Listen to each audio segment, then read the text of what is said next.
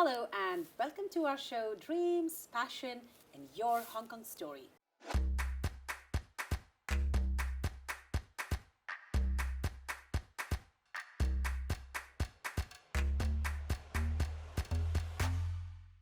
Today we have with us Christina Strong.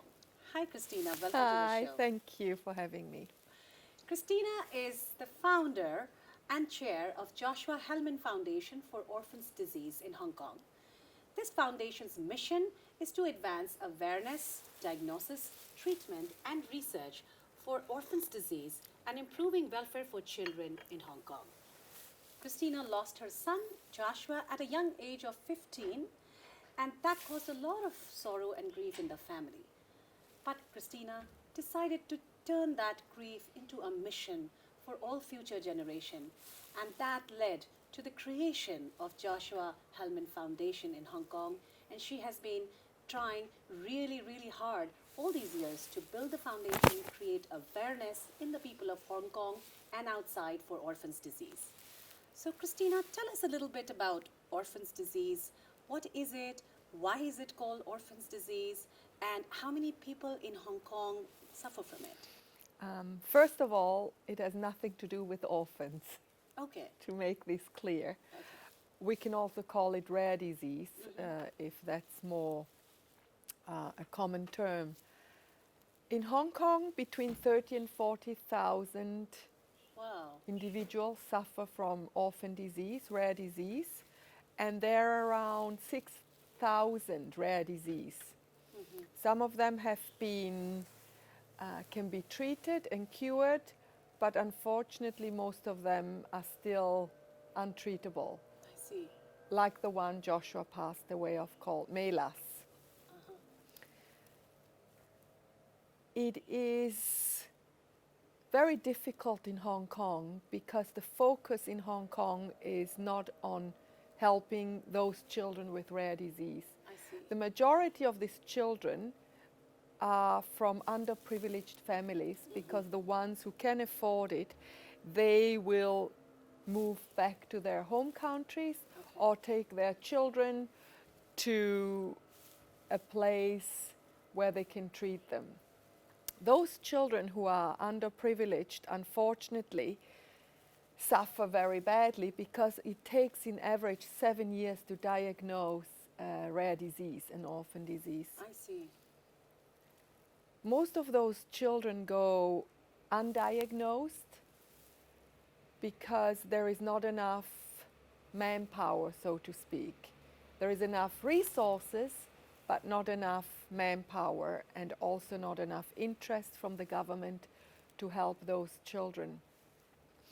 There is, I believe, in Hong Kong less than a handful of specialists in orphan disease, mitochondrial metabolic disease, what Joshua was suffering from. Joshua was misdiagnosed I see. when he first had an episode, Christmas Day 2002.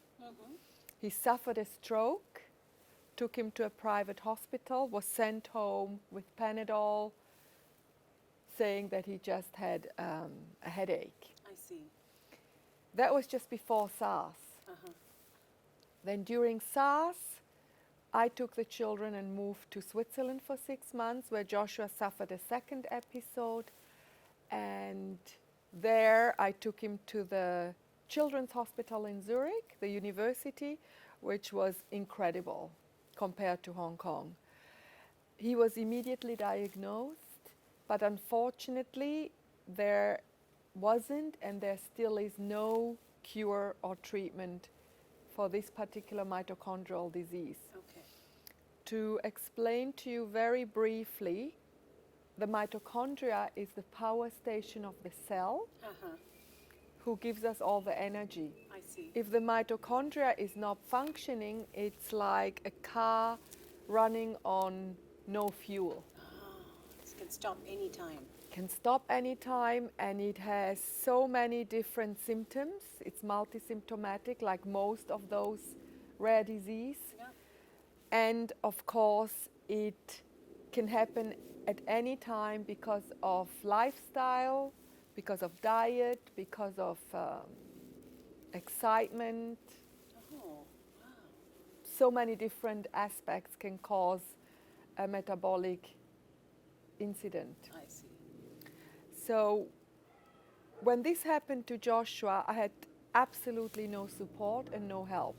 That is the other problem in Hong Kong, that very sadly it is still a stigma till today, that children, especially where the brain is affected, just don't receive the care and also not the family support. Okay. In many cases, the mother is being blamed and has been abandoned. The father leaves her, the in-laws leave her, and they live alone, work 2 to 3 jobs, trying to look after these children who mostly need 24-hour care. There is a few homes in Hong Kong.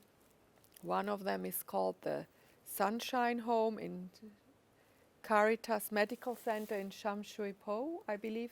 And these children have been abandoned. There's over 100 children that are abandoned.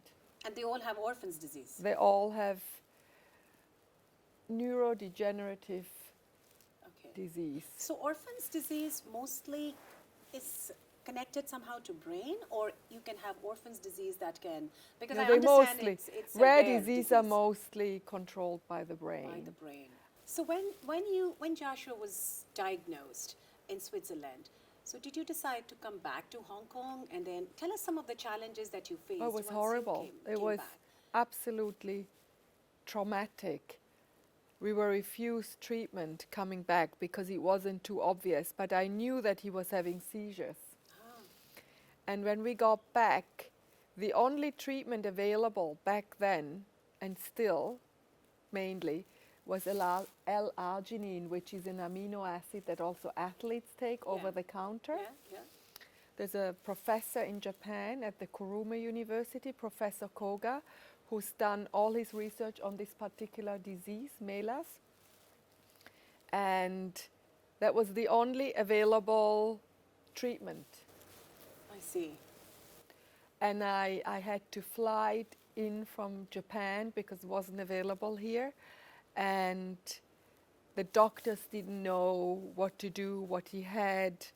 It was really, really, really terrible because I had to fly in Professor 𝐂𝐡𝐫𝐭 for 24 hours because Joshua was on all the wrong treatments and medications. So tell us something about your foundation. So what actually motivated you to start this foundation, and also some of the key missions and some of the key objectives of the foundation? For me, the main issue was that no other parent should suffer the way I did, and no other parent should go without any support or help. So I was very fortunate to put together an incredible board, medical board in Hong Kong, to help set up JHF, to help those children in need and offer family support, but also to start a program for children who are disadvantaged, that they have some sort of quality of life enhancement, like the Art in Your Life, Yoga in Your Heart program, which currently has been funded by the Swire Trust for 2 years at the Cornwall School in Kowloon. I also wanted to avoid that these children who are suffering with this disease have the same struggle Joshua had. And even more so because they don't have the financial possibilities that we had. We also thought it would be important to make Hong Kong, despite all the financial wealth that Hong Kong has, Hong Kong was still very underdeveloped when it came to so many issues concerning orphan disease. I see. For example, the newborn screening. And we got funding from Mead Johnson and Ogilvy. We got approached to start this pilot program for the newborn screening in conjunction with the Chinese University of Hong Kong, Prince of Wales Hospital, where up to date we screen over 30 metabolic disease when a baby is born. The government adopted it in 2017. That means it's being the norm now in public hospitals, the university, Queen Mary, Prince of Wales, Queen Elizabeth, and I think a couple of others. And the private hospitals offer it. I see. If parents cannot afford, we will step in and pay for the test, which is 800 Hong Kong dollars. In the private hospitals, it's a bit more.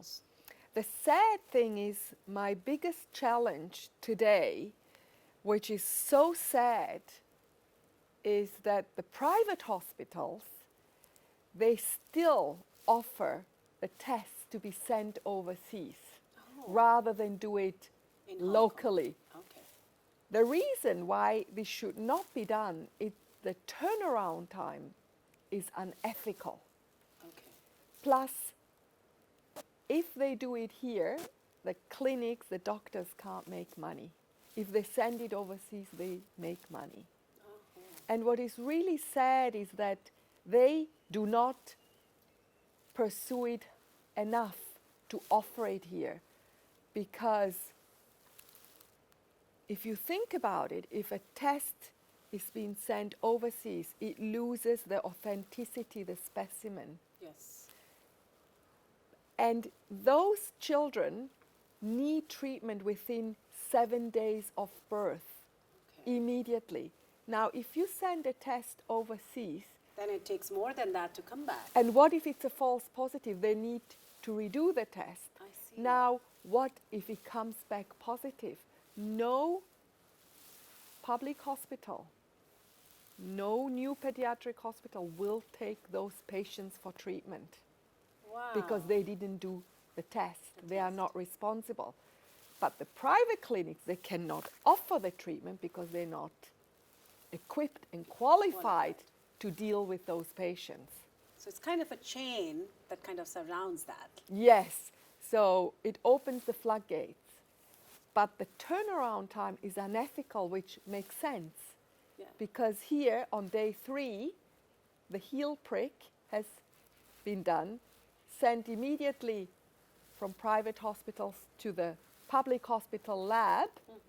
Within 7 days, you will get the call, the treatment can start on that day. Now you try to do that if you send a test to the US. Who will be responsible? Who will call who? Who will then redo the test and send it again? Right. By that time, a lot of children would have had already some sort of life-threatening or deadly attack. attack. What advice would you give to the, families of Hong Kong, and if they find their near and loved ones diagnosed with this disease, who could they approach in Hong Kong in this situation? Well, we have incredible team of doctors, and I can't really mention them here. Yeah. But at the new pediatric hospital, there's a team for metabolic, neurodegenerative, pediatric neurology Yes. doctors. Queen Mary has them, Prince of Wales has them. There is a lot of very, very, very good doctors. So they are all on the board for the foundation? Yes, I have a lot of them on the board. Of course, if you have private patients, you have faster access than in public system because there is not enough manpower. Those doctors are all overworked. You're doing incredible work, actually, for the future generations. It's so nice to know that there is a place, people who get diagnosed with orphan disease can actually go to and seek help and get first-hand information Yes. about what they can do Yes. in Hong Kong. You know, if there is anything that Hong Kong cannot meet, then where can they go outside Yes. Hong Kong? So all the Yes. information, I'm assuming, that your foundation is able to give, Yes, right? it's all on our website. Uh-huh. I get many calls directly. My phone number is on the website. And I'm always very happy to connect patients, parents, caretakers with the professionals. 29th of February is World Rare Disease Day. Uh-huh. So every 4 years, it's on the 29th because it's a rare day. Right. And this year, in June, there is the EuroMIT in Newcastle, Uh-huh. which is the biggest conference in the world on mitochondrial orphan disease. So it's a fantastic conference. Happens every 3 years. Uh-huh. And there is about 800 to 1,000 participants. And one day is specifically allocated for patients. And they come from all over the world, where they can actually get updates, information on treatments, cures, medications, therapies.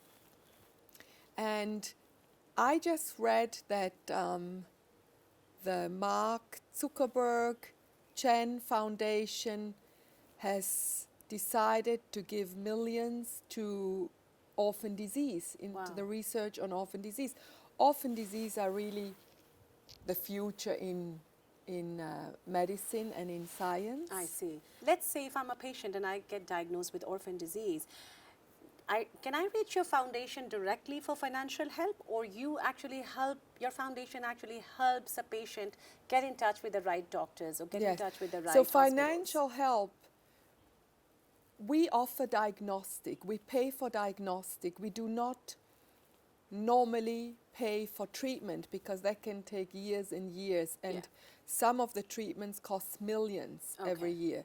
But we offer diagnostic, we pay for diagnostic. One diagnostic can cost several $1,000s. I see. We are hoping that the new pediatric hospital in Kai Tak that opened last year will soon be able to have their own lab to test, because that will be cheaper, less turnaround time, less manpower needed if overseas, if they can do it here. Right.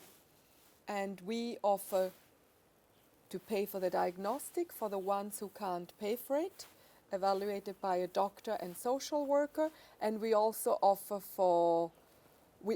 also, like the Art in Your Life, Yoga in Your Heart program for underprivileged children, some sort of, you want to call it, A therapy, right? therapy, Yeah. Which is lifestyle equally important enhancement. than- Very important, yes. To actually combat this Yes, disease. with yoga, music, art, Totally. psychologists, Not- doctors. because I guess for these kind of diseases, it's not just the medical part, but the emotional part. Yes. Not just for the patient, but also for And the a families. lot of those children are actually wheelchair bound, Okay. can't talk, can't move. So it has been proven that yoga, music, art is very, very helpful. They really love it. They come and they are so Wow. happy. So tell me, as I understand, you're from Switzerland, right? I'm Greek, but I you're was born Greek. in Switzerland. Okay, yes. you were Greek, born in Switzerland, Yes. and then you chose to make Hong Kong your home for 30 years, Yes, right? You've I've been here for 31 years. 31 years. Yes. So when you decided to create this foundation Yes. to fight this, disease, being in Hong Kong, what kind of support did you receive from the people of Hong Kong? You know, being in Hong Kong, how was it to grow this foundation in Hong Kong? What was your experience? My experience was that friends are incredibly kind, supportive, and generous. Mm-hmm. The medical doctors are extremely helpful, especially the ones in the public hospitals, at the universities, because they all want to make a difference. They are Right. all fighting the same cause. Right. The biggest challenge until now for me is to get that message through that rare diseases are not so rare and they need to be addressed and not overlooked. Okay. Because many times they are underlined, Right. but at the end of the day, many diseases come from a rare disease. Right. Right. And they need every child, whether it's 1 or 100, they need the same attention and care. Absolutely. And more children die of a rare disease than of cancer. So are you ready for our rapid fire question round? That is getting to know Christina's Hong Kong story in a bit more fun way. All right. Your favorite dining spot in Hong Kong? Arcane, hands down. Okay. What was the last time that you did something for the first time in Hong Kong or anywhere? Breastfeeding in public at 52. Wow, incredible. All right, Christina's way to cheer up herself on a gloomy day in Hong Kong. Oh, that's very easy. A yoga session followed by 2 movies back to back and a hot chocolate and Madeleine in the cinema. And 3 lines or 3 words that could define your Hong Kong life. Passion, pain, success. Now tell me, as a Hong Konger, what are you most proud about Hong Kong? The networking, the Okay. international spirit, that you're never alone, that it's like one big family. Everybody is there for each other. Everybody shares with one another. What would you tell the 7 billion people around the world? Why should they visit this city? Because it has so much to offer. Obviously, the food, the sights, the countrysides, the culture, the architecture, the smells, the dynamic. The city never sleeps, and you Wow. feel safe. This- Hong Kong is such a safe place. The city never sleeps. City That's never sleeps, beautiful. and it's a great place to raise young children and teenagers. I've raised 4 children here, and it's so safe, like no other place in the world. Well, thank you so much, Christina, for Pleasure. being with Thank us you and for coming having to our me. show. Thank you.